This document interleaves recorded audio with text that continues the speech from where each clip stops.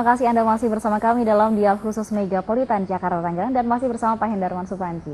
Kita lanjutkan Pak, kalau tadi terkait kasus Taman Ria Senayan, bagaimana dengan kasus Waduk Ria Rio yang kemarin memang sudah dinormalisasi? Ya, ini pendapat saya ya. Dari hasil pantauan yang kita lakukan BPN. Di sini ada sengketa antara yang merasa memiliki, yang punya sertifikat itu adalah keluarga ahli warisnya Pak Adam Malik, ya. Kemudian di atas tanah itu atau di atas tanah itu pemerintah daerah memang mau membangun kawasan itu, ya. Tapi tanpa seizin dari pemilik sertifikat. Nah, menurut saya tentunya pemerintah daerah harus berkoordinasi dengan pemilik sertifikat. Ada asumsi pendapat yang mengatakan bahwa pemerintah daerah memiliki tanah itu, ya, memiliki tanah itu, tidak mempunyai status alas hak. Nah, bagaimana ini terjadi? Jawaban saya begini: kalau seseorang mempunyai sertifikat, maka sertifikat itu adalah sebagai alat bukti yang kuat. Ya, kuat itu kalau saya punya sertifikat dan Anda mengatakan bahwa saya tidak punya, maka beban bukti terbalik. Artinya, orang yang menuduh saya punya sertifikat tidak, dia ya harus membuktikan, saya enggak. Jadi, kalau keluarga Adam Malik itu memiliki sertifikat, kemudian pemerintah daerah mengatakan itu bukan miliknya, maka pemerintah daerah harus membuktikan. Sertifikat itu? Iya, bukan pemilik sertifikat yang harus membuktikan, maka yang harus membuktikan adalah pemerintah daerah. Bagaimana membuktikan dimiliki? Maju ke pengadilan supaya ini dibatalin. Gitu ya. Jadi sertifikat ini bisa dibatalin sejauh ada keputusan pengadilan atau juga dalam proses pemberian sertifikat oleh BPN itu ada cacat administrasi. Jadi kalau pemerintah daerah mengatakan pemberian sertifikat kepada keluarga Adam Malik itu cacat administrasi, akan kita lakukan kajian. Kajian seperti apa itu Pak? Kajian asal usulnya dari mana? Apakah dulu asal usulnya itu benar atau tidak? Ada pemalsuan atau tidak? Girik yang ada di situ sebagai alas hak, dulu kan ada girik. Itu apakah benar atau tidak miliknya si A, si B, si C itu? Nah kemudian kalau itu ada cacat bisa dibuktikan, BPN bisa. Tetapi kalau BPN melihat tidak ada, benar semuanya, maka yang menggugat ini yang harus buktikan ke pengadilan. Gitu. Nah ini kan masih ramai di situ mau digusur. Pemiliknya siapa? Pemiliknya harus kita akui adalah pemilik sertifikat. Pemerintah daerah umpamanya mau menggunakan tanah itu harus memberikan ganti rugi yang layak atau dibeli. Itu kalau ini ingin menguasai, gitu, pemerintah daerah ingin menguasai, dia harus membuktikan kepada pengadilan atau kepada BPN bahwa dia yang berhak, bukan pemilik sertifikat. Gitu. Jadi ini masalah beban bukti terbalik istilahnya. Kalau memang sertifikat itu memang kuat hukum, bagaimana dengan sertifikat double Pak? Kalau sertifikat double tentu salah satu harus dibatalin.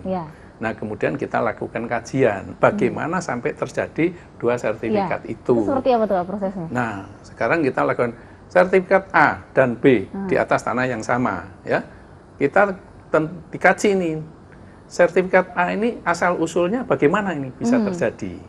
Kemudian tidak akan mungkin di atas tanah yang sama ada dua sertifikat, nggak mungkin, harus satu yang paling benar.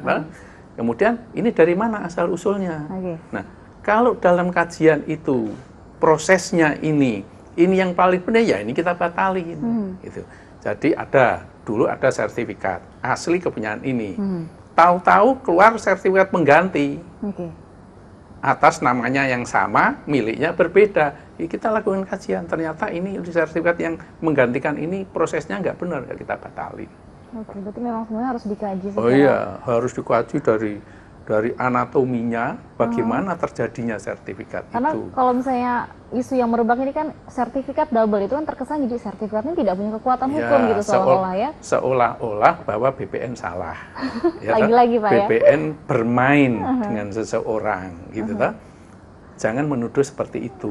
Karena apa? Karena pada waktu dikeluarkan sertifikat itu, dulu ini ya, infrastruktur di BPN, pemetaan BPN itu tidak sempurna. Tanah kosong, disertifikatkan. Tinggal pergi, tidak terurus. Datang orang yang merasa punya itu, disertifikatkan. Terus juru ukurnya beda, 10 tahun kemudian. Dia si orang ini pedagang, pergi, sudah siap pergi dia. Didiemin, datang orang baru, wah ini milik saya, keterangan desa. 10 tahun keluar sertifikat double. Nah, kalau terjadi kasus seperti itu bagaimana, Pak? Pertama kali kalau kita lihat begitu harus diselesaikan dengan win-win solution. Supaya si pemilik sertifikat pertama itu mempunyai hak ganti rugi. Kalau enggak silakan maju ke pengadilan. Itu BPN yang akan memediasi itu tadi. Memediasi kalau memang BPN mengeluarkan 2 sertifikat. Tapi supaya ini dimatiin, tinggal 1 mediasi. Tapi kalau enggak, ya BPN harus membatalkan salah satu. Konsekuensi terburuk membatalkan salah satu. Ya, kalau dibatalin ya, silakan dia gugat kepada BPN. Begitu loh. Jadi di atas tanah yang sama, gitu. Kemudian ini tahun 2014 ya. Tahun 95 ada orang ukur di atas tanah itu, dia punya alas hak ukur. BPN kan sistem pendaftaran tanahnya masih belum signifikan sekarang seperti tidak ada pakai satelit, tidak ada pakai kors, alat-alatnya masih sederhana lah. Lihat tanah kosong, sertifikat, keluar sertifikat tahun 95. Pergi dia ke luar negeri, entah kemana. Terus ada orang di situ minta keterangan, ini kosong Pak, kosong itu. Ada ini terjadi, kepunyaannya BPN juga digituin. Iya, terus disertifikatkan dukur. Untung aja BPN tahu, nggak jadi. Ada lagi yang jadi, ada yang jadi. Ya? Di situ keluar sertifikat asli dari kantor pertanian yang sama. Karena dia tahu alat ukur ini masih kosong, pendaftarannya belum sebagus itu, keluar sertifikat. Nah, kemudian dicari asal-usulnya. Dulu si A ini beli dari mana? Kok ini dijual? Wah, ini dulu yang menjual tidak berhak. Sampai keluar sertifikat yang kedua. Tidak berhak. Ya batalin yang ini. Ada standar khusus nggak sih Pak? Kalau misalnya memang pemilik sertifikat yang lama itu harus menjaga kah? Harus merawat kah? Iya, sebetulnya ya? Sebetulnya kalau punya tanah harus dijaga. Jangan sampai timbul sertifikat kedua. Jadi harus dijaga. Kalau enggak, ini sekarang dalam pemilikan seperti hak GU didiemin, jadikan tanah telantar, tidak pernah dibangun, tidak pernah diusahain. Nah, karena kan ada batasnya, 30 tahun. Dia harus menjaga, merawat tanah itu, harus dikuasai. Kalau tidak pernah mau diperpanjang, ya enggak bisa. Atau menjadi tanah negara, ya, dia harus mengajukan permohonan kembali. Baik. Yang terakhir nih Pak, sebagai langkah solusi ini mungkin adakah membuat undang-undang pertanahan baru kah, atau ada solusi lain untuk mengurangi sengketa-sengketa yang terjadi belakangan? Mungkin bisa disampaikan pemirsa di rumah.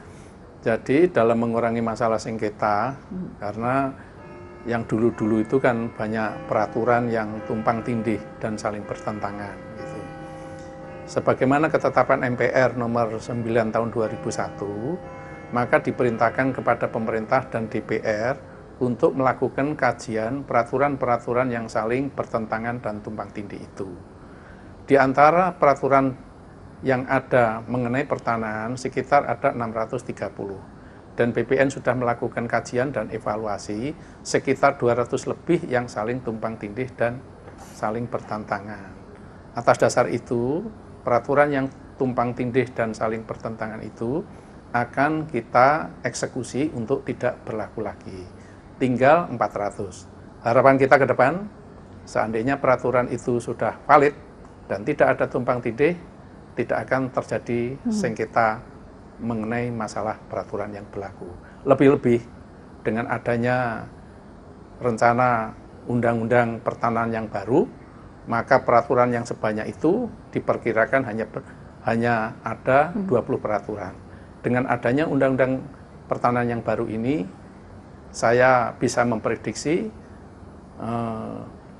sengketa mengenai pertanahan yang menyangkut peraturan yang tumpang tindih dan saling bertentangan itu tidak akan terjadi kembali. Baik, terima kasih. Semoga sengketa lainnya tidak hanya berkurang, tapi tidak akan muncul kasus yang serupa ya, Pak. Jadi orang yang mempunyai sertifikat tanah dijamin kepastiannya tidak akan diganggu gugat kembali oleh pihak lain. Terima kasih banyak Pak Hendarwan Supanji atas waktunya.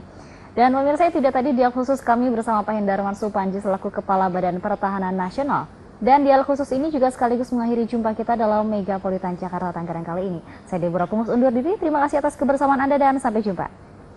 Terima kasih. Terima kasih banyak Pak. Ya, sama-sama.